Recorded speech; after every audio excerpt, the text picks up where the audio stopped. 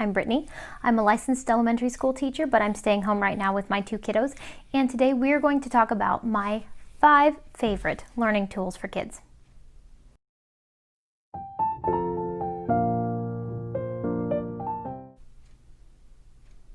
Okay, so there are so many learning tools out there on the market today, and one of the things that I want most of all for people who watch this channel is for them to understand that they don't need them all. You really don't need homeschooling to be expensive when kiddos are little. Older kids, there are all sorts of things you can put them in, whether you're a classical connections person or you like My Father's World, or there are all sorts of curriculum options to purchase, and if you go on Amazon, there's like 5 bazillion learning tools and you can get every single one. The cool thing is you don't have to have all of that. There are very few tools that I deem absolutely necessary, and honestly, a lot of these, if you were really strapped on cash, you could make yourself. You could literally get cardboard paper and self-laminating sheets and a marker and scissors, and you could cut them out. You could draw the pictures on them or write the letters on them or just use colors. Put the self-laminating sheets on them and cut them out and make your own. So take all of this with a grain of salt. If you really have like less than 20 bucks and you really want to make all these different options, save yourself the money, save yourself the stress of feeling like, oh, I should buy these things but I don't have the money. Make them yourself. And I will have a video on that another day. But today we're going to talk about my 5 favorite tools that you can purchase for teaching preschool and kindergarten. Now again, as kids get older, they'll need different things. You can't teach pre-algebra using, puzzles. But when you're teaching your kiddos the basics, they don't need the big expensive stuff. They don't need iPad. They don't need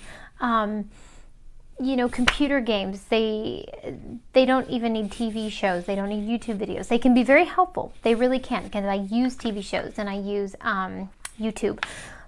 But when we're talking about things that they actually really need, just the very basics, you can't go wrong with just very simple. And think about it.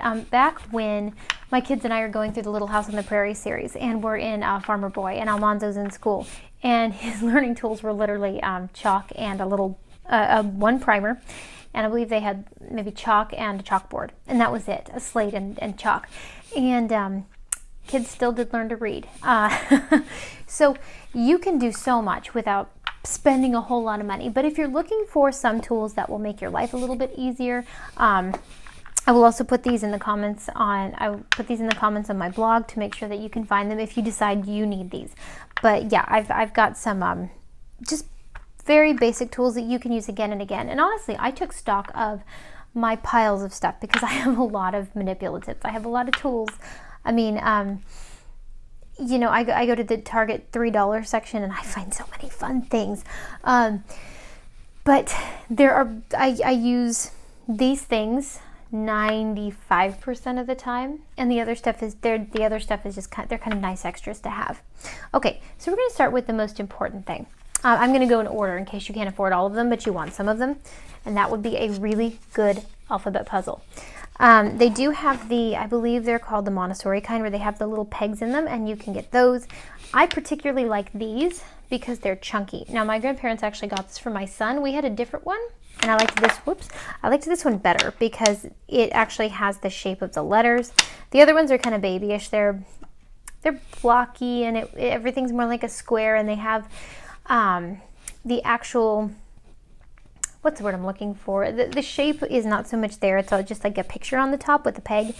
I really like these better because they are chunky. The kids actually get to feel the shape in their hands. They get to memorize. And my mom, when she was homeschooling us, had toys that we played with that I still remember how they felt. And I can tell you the shape of them from how I feel. And so if we want kids to really get to know what the shape of letters and numbers are, chunky block puzzles. So I will put the link to this, but yes, I absolutely love this puzzle, and you can use them in so many different ways. You can have kids, just learning the alphabet and the order and the shape, and then once they get there, you can move on and you can make words out of them, just very basic CVC, consonant, vowel, consonant words. You know, you can have them find the vowels. And again, this is obviously not what you're going to do in like when they're 3. This is just progressively. You can use these past the age of 3. You can use these past the age of 2 when they're just learning their letters. There are so many creative ways to use alphabet puzzles. So this would be, honestly, probably this would be the number one kind of learning tool that I would recommend spending money on, or ask for it for your kid's birthday. If your kid is, you know, 4, she's not going to know. If you ask your relatives and say, please buy them a chunky numbers puzzle or chunky letter puzzle, they're not going to know that. You know, my kids love these.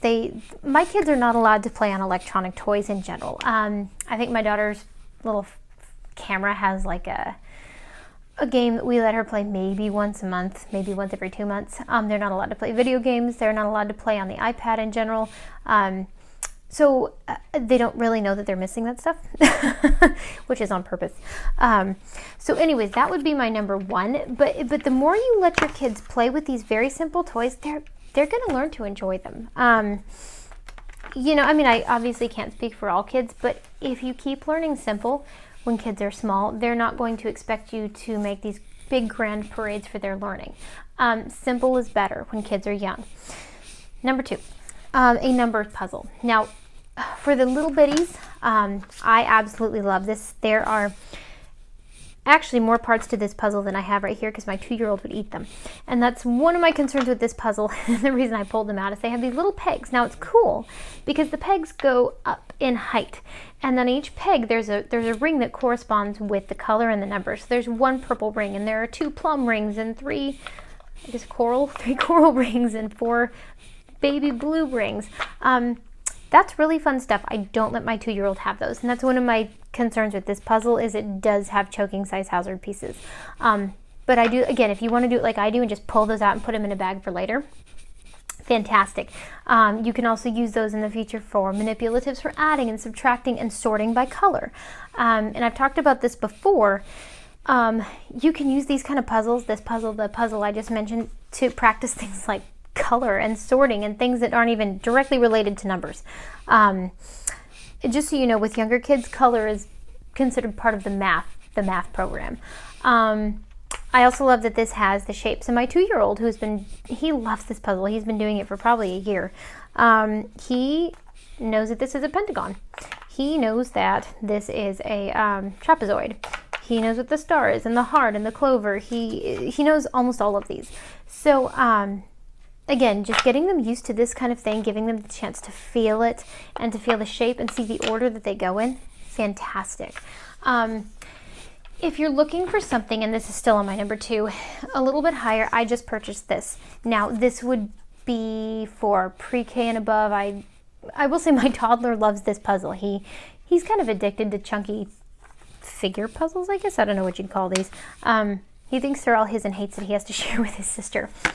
They fight over this puzzle, which I think is weird.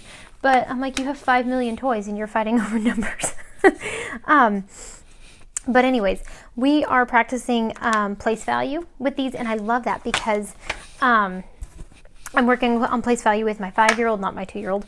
And so what we're doing right now is we are, I have a tens column and a ones column, and I will, we take our base 10 blocks, or you can have them draw pictures. We draw the 10 block over here and the ones over here, and they have to make it match. Or you can have them draw it, or if you're using base 10 blocks, put it there, and they have to identify the puzzle piece. Hold on just a minute, sorry. 19 right away. And something I love about this piece as well is that it comes with plus, minus, times, divided by, and equals. And so I can work on this with my daughter. We can actually write real number sentences. And no, I don't expect her to know what a number sentence is per se, but I'm getting her in the habit of when we say, 2, I'll go with plus here, plus, let's see, 3 equals. And I have her read it out loud with me. 2 plus 3 equals. So we're getting in the practice of using, math terms that maybe she's not ready to have memorized on her own, but when it is time, the fact that she's familiar with it will make it easier. So again, I would have a number or shape puzzle. Shapes, you can get those in other types of puzzles too, but I would have something like one of these because again, you've got that feel is so important for small kids.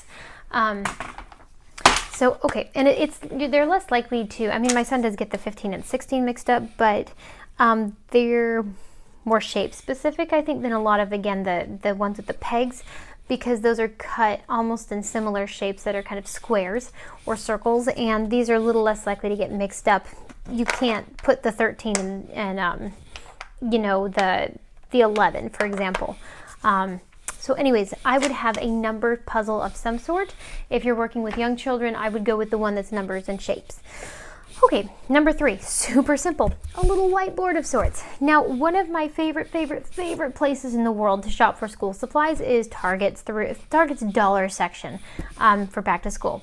So I guess with this, you'd have to get whiteout markers as well. You need some sort of whiteout board because it will save you so much paper. It's not even funny. Paper's not cheap.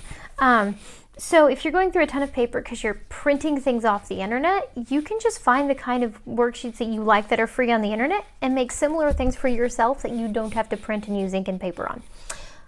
The poor man's version, which I've used this before, the poor man's version of a whiteout board is taking a sheet of white paper and sticking it inside a page protector and using expo markers, because the page protector, while flimsy, will allow you to wipe off and write on it as many times as you want. Now it is flimsy, and these are really nice because they're a little more durable. I think this was $1 at Target. And then they also have ones that I have some in my drawer. They have things like this that you can stick pages in and rewrite on them again and again. I think I got those for like $1 also at Target. But some sort of paper that you can write on over and over and over again, because like I said, I've got this math on here, but we use it for reading, for ELA, for writing, for handwriting practice, you name it, you can do it. And this side has a grid, which is really nice, especially for when they get older and they start doing charts. Okay, so that was number 3. Number 4, again, you don't have to have these, but these, I'm just giving you the list of the things that I use most and that I think are most important in my family's homeschooling. And again, I will put the links up to these if you decide you want them. I love these. So they have multiple versions of these. They have a higher level one that I am saving for when my daughter gets older, and it's got blends and diphthongs and all sorts of fun things in it, double vowels, a lot more pieces so she can make bigger words. This is just very simple. So the whole idea behind it is, put those down, the consonants are blue, and each consonant comes with two of that consonant and 2 vowels, which is fantastic because, like, my kids' names, both of them have a double letter in the middle. So it really helps to have them be able to write their name. The vowels are red, which I love. I love that. And I learned about these when I was doing a practicum in kindergarten class. This particular set also has these fun pieces, which my daughter tells stories with. She likes to make up stories. She'll put them in order and make up a story to go with it. You can also, okay, so let's find, hold on. Where did that just go? I just had, okay, so this one, we have a lion, a light, a leaf, and a lamp. All of these start with L. Good grief, dropping everything. Sun, sock, seal, saw. S words. So they've got all sorts of things, and they have these pink ones, which you can, you know, igloo. I think that's a worm. I don't know if this is a headdress or not. But anyways, my daughter uses them to tell stories, but you could also assign them, like this pink one is an ant. You could assign them to try to write the words or sound out the words that they see in the pictures. Apple, hatchet, ant. So anyways, oh, axe. Oh, it's an A1. Okay, gotcha. I just figured that out. This is, my daughter is, she's been using these for a while, but we've not been using the higher level stuff. So apparently the pink ones have, are the ones for the vowel pictures, and the blue ones are the consonant pictures. Wow, that took me a while. But anyways, super cool stuff. And I love this because we can break things up and put them together. So my daughter's still mostly sounding out consonant, vowel, consonant words. Okay, so when we show kids words, we want them to just sound it out. You know, HIT, what's that? Let's sound it out one at a time. But the problem is when letters are written on a page, they can be really hard to break apart. These we can actually break apart. And you can teach word families by, this is the IT family, it.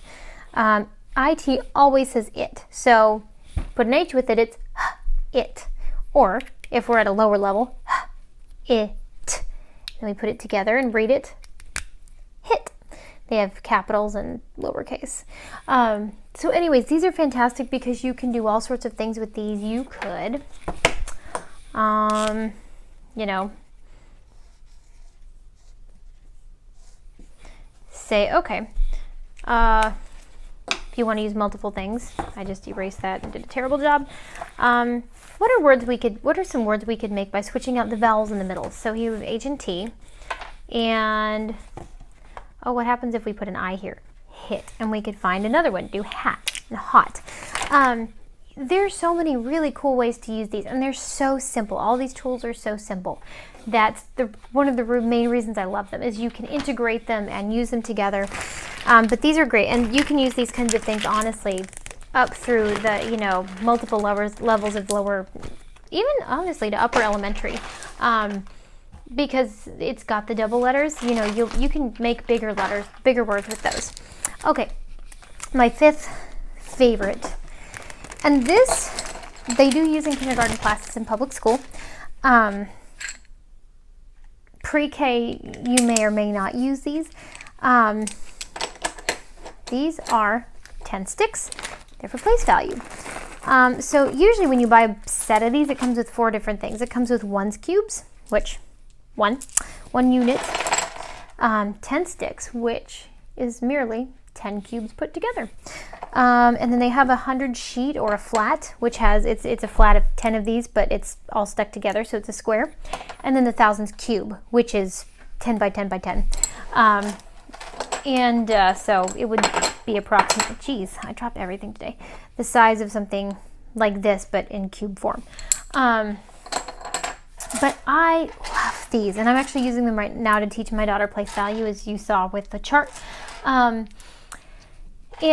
these, again, you can use just the ones, just to count by, just practice counting ones. You can use them for manipulatives and word problems. So if you had 3 lollipops and your sister gave you 2 more, 1, 2, so you'd do it slower, obviously, with a kindergartner, but, and you gave, those are all in your you know, little bowl. How many lollipops would you have? And you count out 1, 2, 3, 4, 5. So you can use them as basic counters. You can use them to practice counting by 2s. My daughter's learning to count by 2s right now. You know, so you can use them to practice skip counting. So the next set are the 10 sticks. These are great for practicing counting by 10. And of course, place value. You know, here's 20. Here's 1, it's backwards for you, 21. So anyways, these are just fantastic, and you will use these probably, honestly, up through, upper elementary, because you can do, you know, then you're doing things like surface area, volume, circumference, things like that. So I think, you know, these are one of my absolute favorites. And forgive me, I need a drink. My voice is going. But again, these are not cheap. That's one of the reasons I put them last, is they are pricier. But again, you can make these yourself out of paper. You can draw it, cut it out, laminate it, and you're good. Or you laminate first, then you cut. But you've made your own. You've made your own 10 sticks. You've made your own little ones cubes. You've made your own hundreds flat. You could do that with these. You could get 2 different colors of I can't talk today, construction paper, and red and blue, and you can do the exact same thing here. Again, if you are low on money and you need a whiteboard, get a piece of paper, stick it in a page protector, you're good to go. You can expo that thing up all you want and it will clean off. The only 2 that would be harder to replicate at home would be the puzzles. And honestly, I still teach at least half of the time that I'm working with my kids, probably more, I'm using puzzles. And again, not everything works for everyone, but these are the tools that I use 95% of the time with my 2-year-old and with my 5-year-old. And I don't see that changing anytime soon. Of course, there are many others that you can use. You can always spend more. You can always buy more. I bought foam to make numbers out for my daughter and my son. They come with cards that you can put the foam on them. I might make a video about something like that later. I have tracing sheets. I have tracing workbooks. And honestly, these are just what I always come back to. There are lots. I do have a video on board games and how helpful those can be with teaching kids, especially math. So there are always more things you can use, but these would be my 5 most practical, most recommended learning tools that you can come up with when your kiddos are small. So, and I always tell people you can do kindergarten for under $50 a year. Now, I like to spend more because like I said, I'm not teaching right now. I'm teaching my kids. I'm not teaching in a school, but my degree is in elementary, so I'm always curious to find out how these things work. So I purchase some things and decide I want them, decide I don't. But if you're really hard-strapped for cash and you really need a cheap year, in fact, I'll do another video on that. But if just for learning tools alone, not including crayons, not including paper and stuff, you can't go wrong with just your basics. And if you can't afford all 5 of these, my 2 most recommended would be the puzzles. The puzzles. You just can't go wrong with puzzles. All right, well, I hope that was helpful. If you have any suggestions, I would love to hear it in the comment box. The same thing if you have questions, let me know. If you have some that you'd like to recommend, please send them in. Please put them in the comments. I'd love to hear. We will be talking again in the future on